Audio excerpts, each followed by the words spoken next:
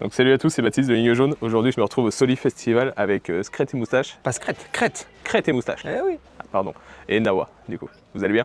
Ça va et toi? Ça va super. Est-ce que vous pouvez vous présenter, du coup, pour les personnes qui vous connaissent pas? Eh ben nous c'est Debenco Woody Vibes Nawa, on forme le duo avec Woody Vibes qui s'appelle Crête et Moustache, on fait de l'électro-dub et affilié, on fait pas que ça, on essaie d'élargir un peu la palette, proposer pas mal de musique un peu autre que purement la musique jamaïcaine qui est issue du dub. Où on met des guitares, on met des pads, on met de la percu, on a du chant, on essaie d'avoir un groupe complet avec pas mal de variétés dans les sons. Ça fait combien de temps, du coup, que vous faites de la musique? La musique, ça fait très longtemps qu'on fait de la musique. Baptiste, ça fait 30 ans, ça y est. 30 ans. Moi, ça doit faire plus 20 ans. On bosse, qu'on travaille ensemble, c'est depuis 2019. Ouais. On a sorti un EP ensemble en 2020, juste après le Covid. Le jour du Covid. Le jour du Covid. Ouais, le jour du confinement. Le jour du premier confinement. jour du confinement. Qui s'appelait du coup Debenco Meets Woody Vibes, dans lequel il y avait aussi une track avec Nawa. Et à côté de ça, on a créé au fur et à mesure le projet du coup Crête et Moustache. On a bossé pendant 2 ans dessus. On a sorti l'album Crête et Moustache cette année, au mois d'avril. Sur lequel je suis aussi. Sur lequel tu es aussi One Step Ahead, tout à fait, c'est vrai. Et toi Nawa? Bah du coup je m'appelle Nawa, chanteuse soul, chante du coup sur du dub et là je viens accompagner Crête et Moustache sur ce projet pour et défendre nos chansons ensemble et pour la première fois adapter des morceaux à moi, des morceaux soul mais en dub, donc on a bossé un set exprès pour l'occasion et ça fait bien plaisir, donc voilà, je suis ravie d'être là. Qu'est-ce qui vous a donné envie de vous lancer dans la musique? Waouh. Ce qui m'a donné envie de me lancer dans la musique, je pense que c'est la vibration de la musique. Je pense que c'est quelque chose qui n'est pas vraiment définissable. En tout cas pour ma part, ça a été depuis que je suis très jeune. Je pense que je sais de par mes parents que je préférais regarder les concerts en VHS que de regarder des dessins animés. Tu vois, donc c'est vraiment un truc qui est vraiment hyper profond. Profondément ancré dans ma personnalité. Donc j'ai voulu faire ça depuis que je suis tout petit, dès que j'ai compris qu'on pouvait faire un métier de sa passion et de cette passion-là, ça m'a jamais quitté. Ouais. Voilà, ce qui m'a fait aller dans la musique, je pense que c'est le fait de me retrouver beaucoup dans ma chambre avec le casque aux oreilles. Et c'était un peu mon yoga, je dirais. C'est quelque chose qui m'a beaucoup apporté personnellement à une époque qui n'était pas forcément très joyeuse et qui m'a permis d'aller là où je suis aujourd'hui et de rencontrer les personnes qui m'entourent aujourd'hui. Eh ben moi, ce qui m'a amenée vers la musique, c'est vraiment, je pense, la sensation de pouvoir réguler mes émotions avec la musique, avec le chant, et trouver vraiment une sorte d'apaisement avec le fait de chanter, et puis après de rencontrer des copains, des copines avec qui faire de la musique, partager ces moments-là. Et ouais, c'est vraiment l'apaisement que ça procure qui m'a fait aller vers la musique. Ouais. Est-ce que vous pouvez me dire qui vous inspirait au départ? Moi, ma première inspiration, c'est Queen. Freddie Mercury, le Wembley Stadium, tout ça, les 80 000 personnes qui chantent ensemble. Je trouvais ça incroyable et je voulais être là. Je voulais être comme lui. Moi, je voulais une cape comme il a à la fin de concert avec la couronne sur la tête. Incroyable. La même moustache. Je voulais tout. Bah tu vois, du coup, la moustache, tu l'as, mon pote. Voilà. Super, génial. La boucle est bouclée. Exactement. J'ai oublié la question. Ta première inspiration? Ma première inspiration, je pense, elle est quand même bien puisée dans le reggae parce que j'ai été bercée littéralement avec du Bob Marley, donc je pense que c'était un peu mes premiers pieds dans la musique et j'ai fait un très bel exposé en CE1 sur Bob Marley où personne ne comprenait pourquoi je faisais ça. Mais, Génial. Ouais. Est-ce que t'as tout dit ou pas? Je sais pas si j'ai tout dit, mais je me rappelle qu'on me disait vraiment que j'écoutais de la musique de vieux et que 10 ans après, c'était les mêmes qui étaient en train d'écouter du Bob Marley qui me disaient ouais, finalement t'étais peut-être un peu en avance. Mais... ouais, une bonne première inspi. Et moi, c'est tout le mouvement un peu rock, c'est ce qui m'a mis à la guitare. C'est mes premières expériences dans la musique, c'est la guitare. Donc c'est des classiques, c'est mon père qui me réveillait le matin avec des albums d'ACDC de Scorpion et qui nous faisait danser comme ça, quoi. Ouais, pour le petit-déj. Et je pense que ça m'a marqué et je suis tombé dedans et un jour je lui ai pris ses CD et puis après j'ai acheté une guitare et je suis parti dans le rock et dans le métal. Et après, ce qui m'a amené vraiment au dub, c'est des groupes comme Hightone, Kelly Life Dub, Kanka, Panda Dub, Tetra Hydroca, cette génération de ce mouvement électro aussi qui est arrivé. Quelle est votre musique préférée à vous? Alors, franchement, je n'ai aucune idée parce que ça dépend vraiment de mon état émotionnel du jour et du moment. Et alors, t'es comment aujourd'hui? Bah, je sais pas trop ce que j'aime bien aujourd'hui. si, vu qu'il y a du soleil et tout, j'aime bien la musique cubaine, la musique salsa, des trucs comme ça. Putain, j'en sais rien vraiment. Non, mais votre musique, Oui, à toi, Ma musique. ta musique Ah, que de tu notre fais. répertoire. À moi, Calido, de ouf.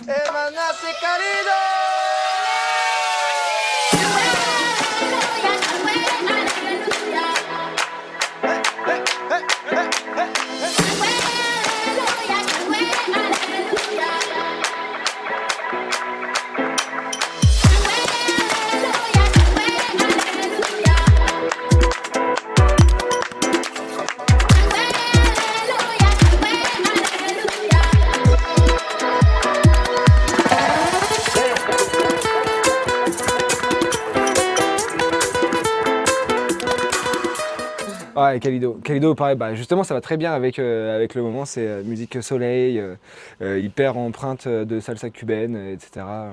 Et ouais, j'adore ça, ouais. Moi, je me bats un petit peu entre notre premier titre de l'album Nomade et le dernier Fusion.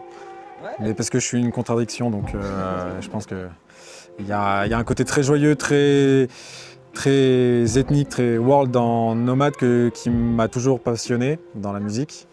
Et dans Fusion, il y a un côté très rock, très violent, basse musique que j'affectionne aussi énormément aujourd'hui. Je sais pas si je pourrais choisir aujourd'hui entre les deux. Allez! Ah, Fusion, allez. Parce que j'écoute de la basse musique en ce moment.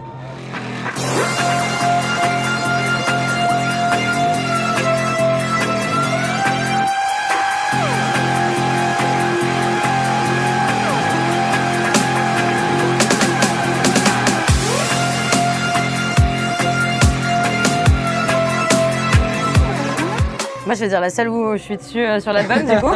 Tu peux dire une des tiennes? Une de Nawa? Oui, c'est vrai, c'est vrai. Et ben, Women, alors.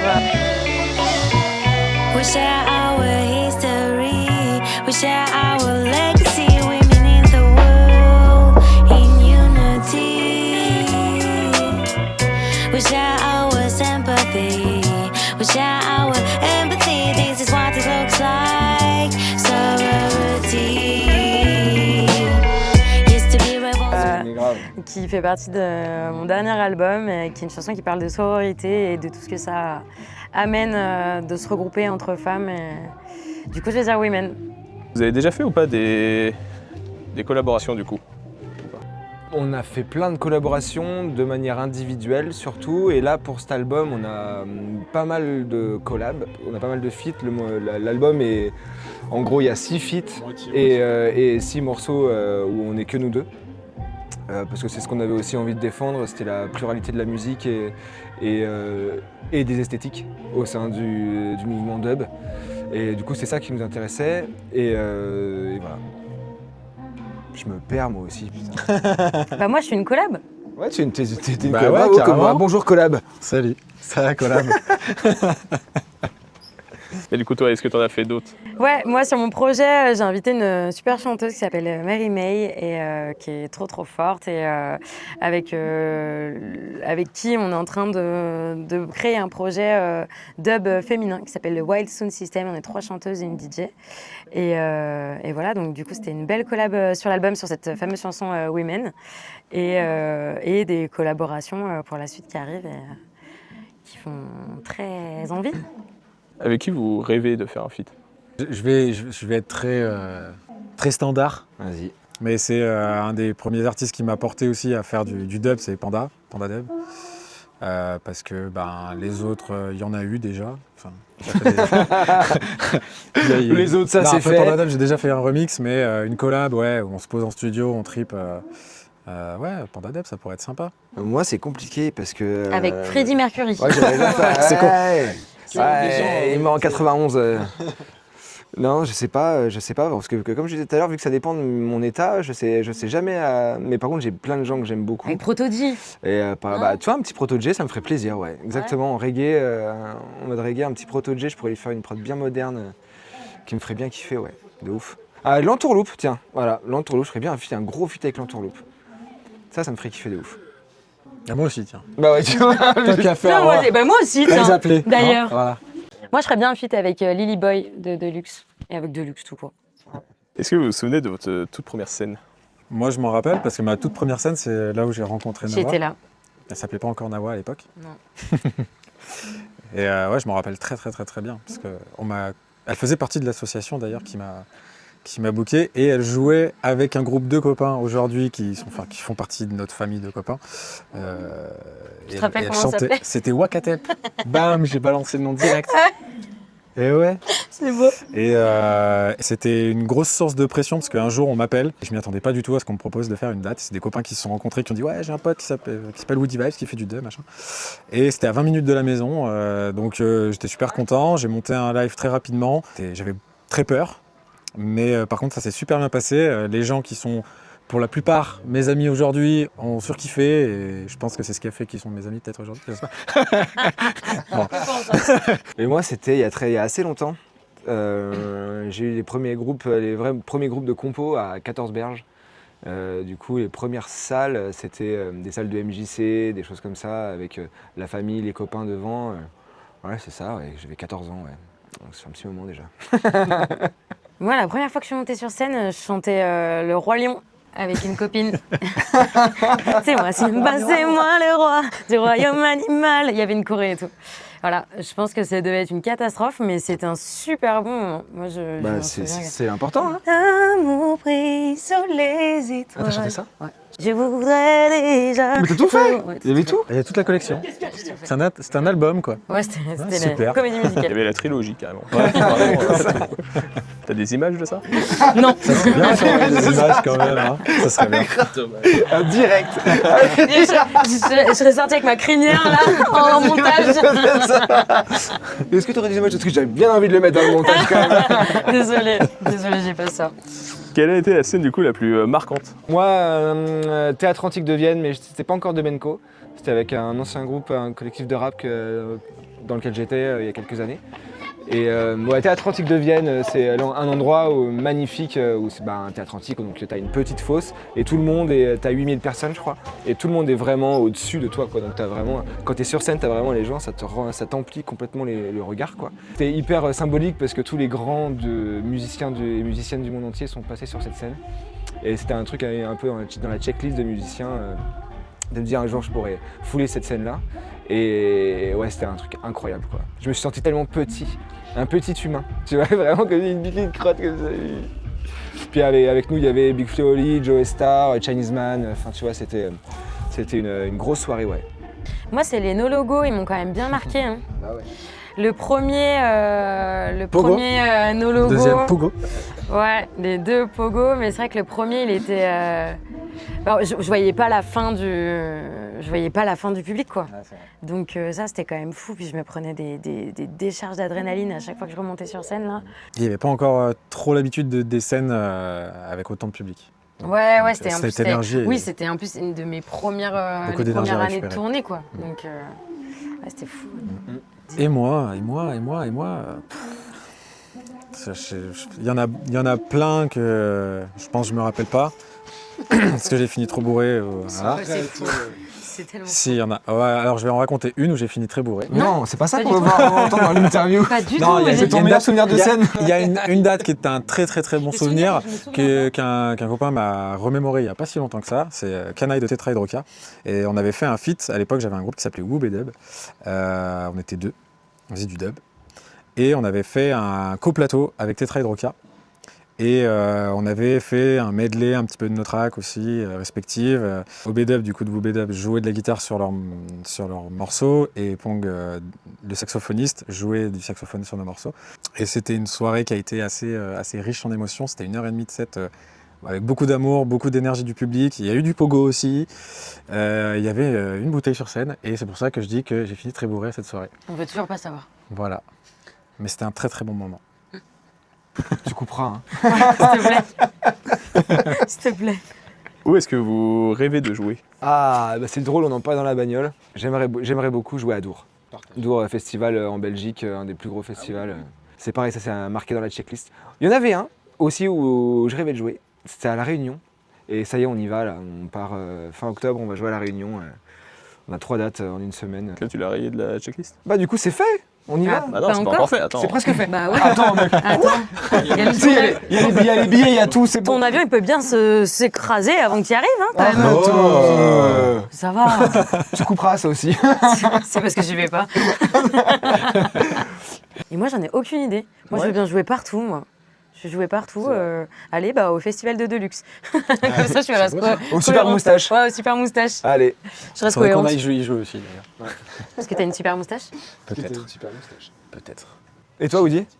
Moi, je pense que comme toi, j'ai réalisé beaucoup de rêves ces dernières années sur les scènes que j'avais envie de jouer. Et là, une des prochaines, ça serait Dour, hein. Que je connais, qui me fait languir. Est-ce que vous avez un rituel avant de monter sur scène? Carrément, on se fait un énorme câlin et un petit shot de rhum. Un peu de sport maintenant aussi. Ouais, il y a deux, trois. Moi, je fais des squats. Ouais, pareil, monter le cardio, faire un peu d'exercice même sur place ou trottiner. Ouais. Et toi, Lever Baptiste, les bras, tu fais quoi comme s'étirer, exercice? Bah un shot de rhum, je t'ai dit. Voilà. Non, mais on se fait un gros câlin avant de monter sur scène, et les gars, tout aussi. Ouais, Même quand je suis pas là, vous faites un gros câlin. tout le temps. Et il est même mieux quand elle est pas là, du coup. Putain, mais comment tu sais? Tu couperas pas ça. Ah, on le garde. Quel conseil donneriez-vous à un jeune artiste qui débute? De croire en ses rêves, d'essayer de s'entourer de personnes de confiance. En vrai, c'est pas si facile parce que de devoir s'entourer. En vrai, tu t'en rends compte au fur et à mesure, mais il y a plein de gens qui se font niquer. Et dans notre milieu, c'est hyper facile quand tu démarres et que tu as un peu de succès ou que le succès peut arriver très vite. Et ben derrière, en fait, de te retrouver sans entourage solide et protecteur derrière, qui te permettent en fait de rester d'une part les pieds sur terre, d'être concentré sur ta musique et de pouvoir faire les choses correctement et de pas te prendre la grosse tête et de pas voir les gens plus comme ils sont et de sortir de la réalité en fait. Et c'est en fait qui est hyper dangereux. Et de s'isoler aussi, parce qu'en vrai, les artistes, on vit à l'envers des gens. On peut être bien entouré des gens qui vont prendre soin de nous, mais quand on a un projet qui tient un peu du rêve, je pense que ça peut être aussi au sein de la famille, des gens qui vont être un peu plus terre à terre et qui vont se dire tant que t'es pas chez Drucker, ça vaut rien ce que tu fais, entre guillemets, et de continuer à y croire tout le temps, parce que quand on n'en vit pas, que c'est galère financièrement, qu'il faut travailler à côté, qu'en plus il faut sortir faire de la musique, bouger, se déplacer, rencontrer des gens, faire des contacts, etc. Ça prend un temps immense. C'est un temps qu'on ne prend plus pour nos amis, pour notre famille et pour nous, et pour notre repos aussi, pour notre bien-être personnel. Et donc il faut aussi prendre du temps pour soi. Aussi, ça c'est hyper important. C'est important de souffler de temps en temps. Et ben moi, pour une personne qui se lance, je dirais de garder une forme de naïveté, de penser que c'est possible, parce que c'est en imaginant que c'est possible que ça peut se réaliser. En tout cas, moi, c'est quand même comme ça que c'est arrivé. Et puis ouais, de s'entourer et de musiciennes et de musiciens pour aussi partager les doutes, partager les bons moments, voilà, d'être bien entouré et d'être tendre avec soi-même aussi, parce que je pense que c'est des métiers qui sont exigeants, on est très exigeant avec soi-même.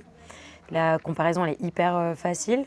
Donc ouais, d'être tendre avec soi-même, de garder toujours en tête que c'est de prendre du plaisir l'essentiel et d'essayer de se le rappeler régulièrement pour ne pas le perdre et cultiver ça. Et que...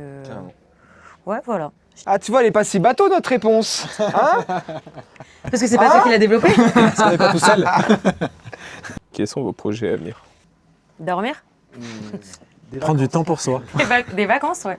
Parce que là, justement, en parlant de rythme à l'envers, c'est là qu'on bosse le plus pendant que les gens sont en vacances. Et c'est génial parce qu'on fait plein de super beaux concerts et voilà. Mais Les gens sont en vacances et ils se lâchent. Ouais, c'est Cool, les dates sont cool. Tu vois. Ouais, carrément. Et des fois, c'est dur aussi de voir les gens en vacances.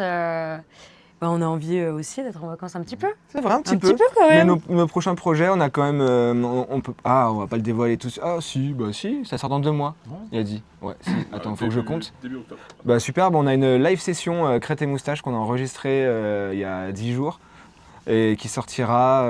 Les premiers extraits sortiront mi-septembre et la live session entière sort le 16 octobre.